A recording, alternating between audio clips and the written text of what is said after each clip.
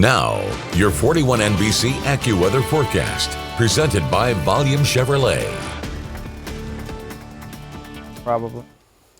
Welcome back. Downtown in Macon, we are clear overhead. Not too much going on with downtown. Probably not going to be too many people going out on a cold Tuesday night. And, well, you know, we had to drip the faucets last night. We'll probably have to do it again tonight. Radar is going to stay quiet, although there'll be plenty of activity on it over the back half of the week. But we are going to be keeping it pretty cold. Good one to maybe, you know, settle in on your couch, turn on one of your streaming services and binge a show. Maybe, you know, turn on your fireplace. Not a bad idea. In addition to dripping faucets, pets, bring those in. Small plants, bring those in. Larger plants, you can cover them with like a tarp or something, or spray them with a little bit of water. But the wind at least won't be too much overnight. Gentle, generally out of the north, around 5 miles per hour. A handful of cirrus clouds will be overhead, but very similar to last night. We got down to 23 degrees this morning. That is possible. I do think it'll be a little warmer, 24. That's really not much of a difference. So getting into the rest of the week, a cold front is going to move in late tomorrow and into Thursday.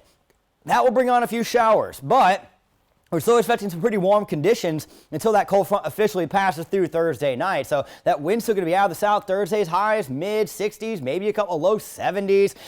More rain showers possible on Friday. And then things get a little interesting as we go into the weekend, because as you go through Saturday, sometime you see by noon, it will likely still be rain. But then you start getting towards supper time and a shift to freezing rain is expected. And at least this mall is being very conservative, with a lot of it staying to the north, because in terms of general precipitation. But I don't know if that's something that we're going to necessarily be able to count on. Some of the other malls are going a lot more aggressive, and the American, even the most so, calling for 3 to 4 inches of snow on Monday after the ice on Saturday and Sunday. When it comes to driving on icy roads, the really simple rule is don't.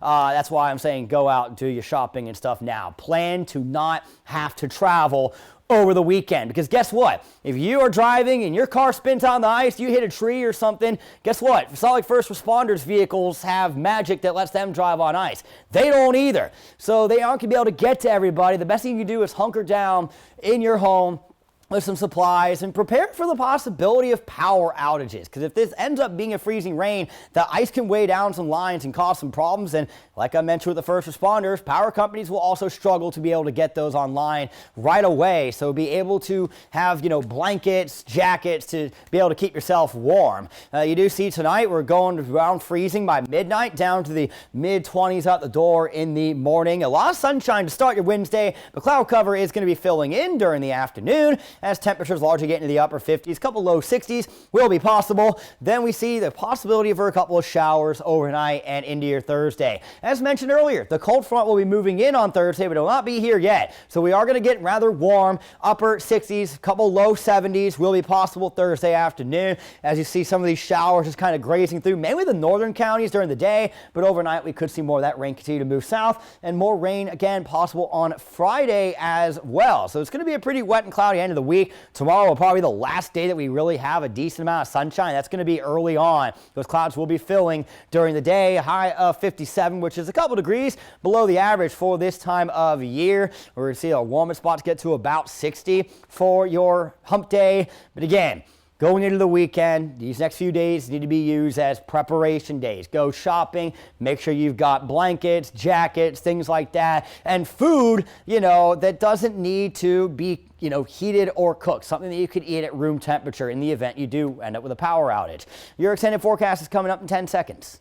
Every new Volume Chevrolet comes with our exclusive 20-year, 200,000-mile warranty, 24-hour roadside assistance, and oil changes for life. Volume Chevrolet.